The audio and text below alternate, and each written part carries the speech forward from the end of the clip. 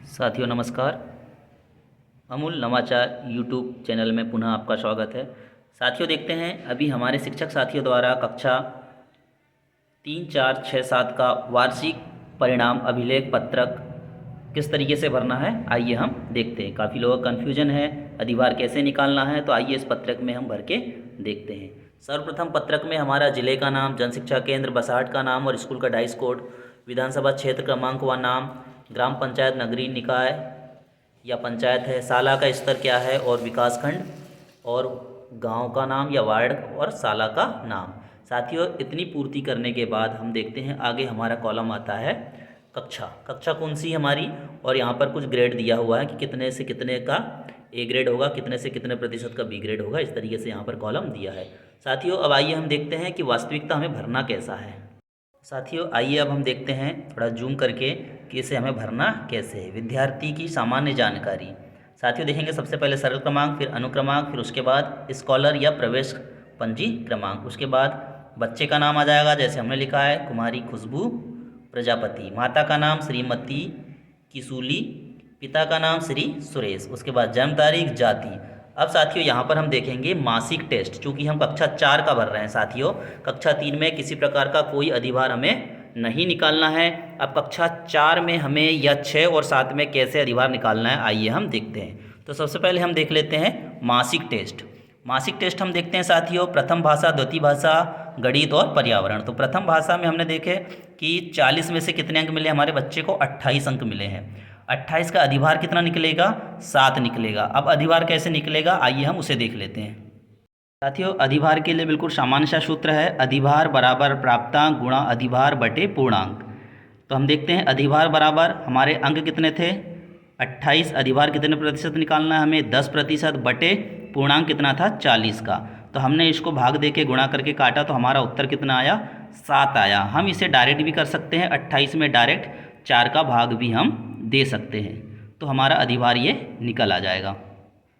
साथियों देखेंगे आप जैसे हमने 28 का अधिभार कितना निकला 7 निकला, इसी तरह 32 का अधिभार 8, 32 का अधिभार 8 और 28 का अधिभार 7 बराबर इसका टोटल योग आ गया हमारा कॉलम 12, 14, 16 और 18 का योग आ गया हमारे पास 30। ठीक इसी तरह हम अर्धवार्षिक मूल्यांकन में जाते हैं। तो हमारा अर्धवार्षिक जो परीक्षा कक्षा 4 की हुई थी वह 60 अंक का हुआ था अर्धवार्षिक पेपर। तो हमने देखा 60 में से हमने कितने अंक दिया यहाँ पर, जैसे 47 दिया है, 47 का अधिभार कितना आया 16 आया, 40 का 13। तो यहाँ दशमलव में हमारा अगर 5 से ऊपर है तो हमने उसको आगे का अंक मान लिया है। अब देखते हैं 60 का अधिभार कैसे निकालेंगे। साथियों 60 का अधिभार निकालने के लिए भी हमारा फार्मूला वही है, अधिभार बराबर प्राप्तांक गुणा अधिभार बटे पूर्णांक। अब अधिभार निकालने के लिए हमने क्या किया है, प्राप्तांक यानी 60 में से कितने अंक बच्चे को प्राप्त हुए 33 अंक हुए, और अधिभार कितने प्रतिशत निकालना है अर्धवार्षिक का 20%। तो अर्धवार्षिक का हमने 20% के लिए 20 का गुणा किया बटे पूर्णांक कितना था हमारा 60 अंक का था। तो इसमें हमने देखा एक जीरो से एक जीरो काट दिया, 33 गुणा 2 बराबर 66 हो गया बटे 6, और काट के हमें पता चला कि कितना आया हमारा अधिभार, इसमें 11 हमारा अधिभार आया। साथियों हमने देखा कि हम अर्धवार्षिक मूल्यांकन का अधिभार भी हमें किस तरीके से निकालना है। यहाँ पर हमें अधिभार 20% के आधार से निकालना है, अर्धवार्षिक का 20 और मासिक का 10, ये हमें ध्यान रखना है। उसके बाद हम आ जाते हैं साथियों वार्षिक में। वार्षिक में किसी भी प्रकार का कोई अधिभार हमें नहीं निकालना है। जैसे हमने वार्षिक में 60 में से 48 अंक मिले, 60 में से 46 मिले, 50 मिले और 51 मिले, इसका हमने टोटल योग कर दिया 195। उसके बाद हम देखते हैं साथियों वार्षिक प्रोजेक्ट कार्य। वार्षिक प्रोजेक्ट कार्य भी हमने देखेंगे कि जैसे 40 में से हमने 28 अंक दिया, इसका भी हमें 10% अधिभार ही निकालना है।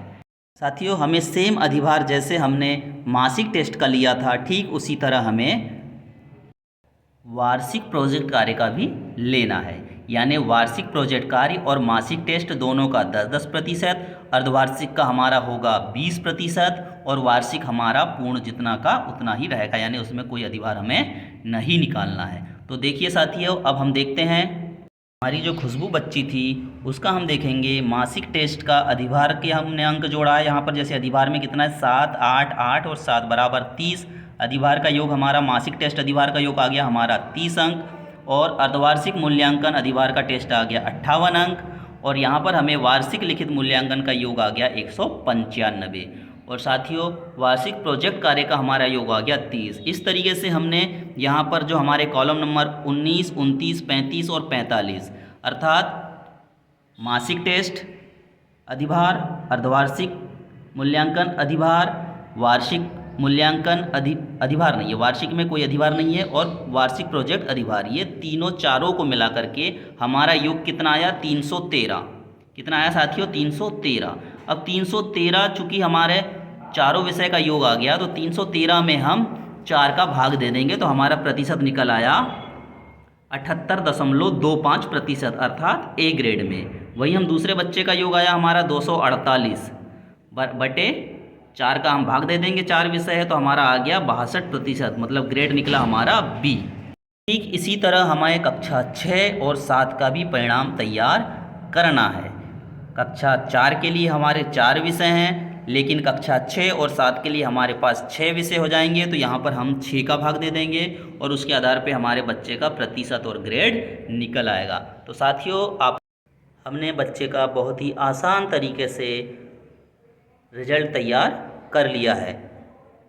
तो साथियों वार्षिक परिणाम अभिलेख पत्रक हमें किस तरीके से भरना है यह हमने जाना कक्षा 3, 4, 6, 7 के लिए।